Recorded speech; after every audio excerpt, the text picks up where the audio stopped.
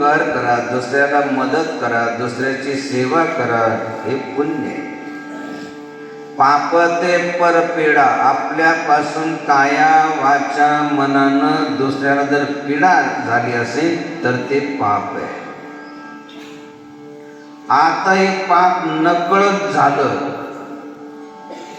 जसं नकळत कितीतरी पाप होतात, चालता चालता कितीतरी जीवजंतू आपल्या पायाखाली मरतात, नांगरताना, वखरताना, पेरताना, स्वयंपाक बनवताना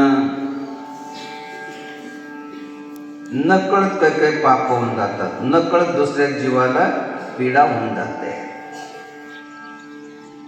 आणि नकळत जरी पाप झालं तरी त्याचं फळ दुःखाच्या रूपानं भोगावंच लागणार आहे, नकळत झालं तरी.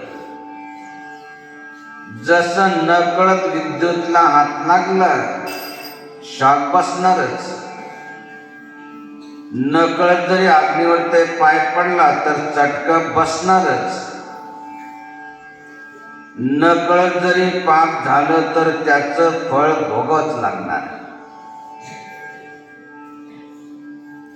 म्हणून प्रत्येकाकडून पाप होतं, नकळत होतं, आणि त्याचं फळ दुःखाच्या रूपानं आपल्याला भोगावंच लागतं. म्हणून नकळत जेवढे पाप झाले असेल, कळत झाले असेल, ते सर्वचे सर्व जाळून टाकायचे असेल. जप तप संयमचे, जप तप संयम ध्यान असेल, जे दुष्कर्म जलाय, ते जाळून टाकायचे.